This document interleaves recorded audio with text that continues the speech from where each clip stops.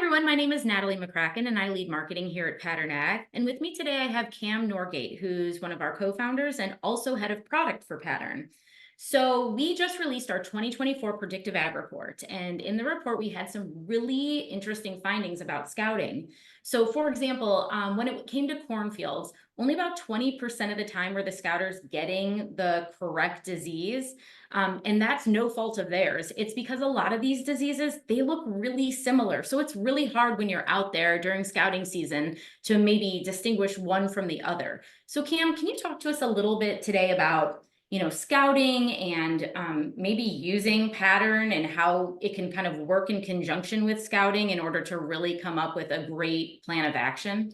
Sure. Thanks, Natalie. Yeah, I think the big insight for us is that scouting is hard to get right.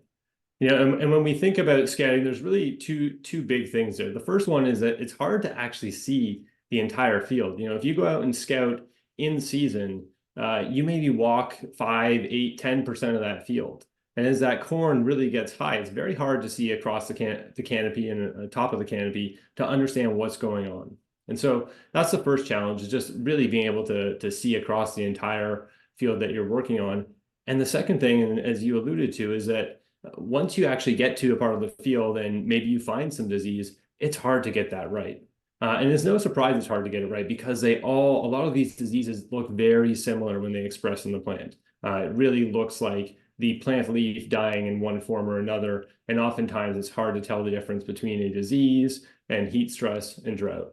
As an example, with gray leaf spot, one of the very common foliar diseases of corn across the Midwest, we found that our scouting, over the course of the season was really only accurate about 3 to 5% of the time, which means 95% of the time they saw something, but it wasn't gray leaf spot. And they thought it was gray leaf spot because that's often, a concern, but it really was something else entirely. And so, that's a little both shocking and surprising, but at the same time understandable with that sort of field environment and trying to really discern what's going on there. The good news is we did see some cases where understanding and diagnosing that was a lot easier. Now, one of those was with tar spot, where roughly 60% of the time the scouts were getting it right in terms of their diagnosis. And that's perhaps an easier one because tar spot is something that you can see and has a different sort of expression in the field. So, all in all, what we really find is that it's actually hard to diagnose in the field accurately. Now, it's great to get out there in season, but what is really helping with that is perhaps pairing patterns analysis alongside your scouting so that you can really figure out exactly what is going on in that field and then create the right plan for the next crop season. Excellent. So just to recap a little bit, for those of you who don't know, we launched foliar diseases last fall in 2023. And what we really thought about that was, hey, we can launch these analytics. People can get their predictive analytics ahead of time so they know what they're going to face. It's there or it's not there. And then those scouters sort of have a roadmap to go out there during their in-season scouting to say, hey, I know that this zone in this field, this was high pressure for this particular disease. I'm going to go out there and check it out specifically. So really, we're trying to use it as sort of a precision scouting tool in a way. Is that correct?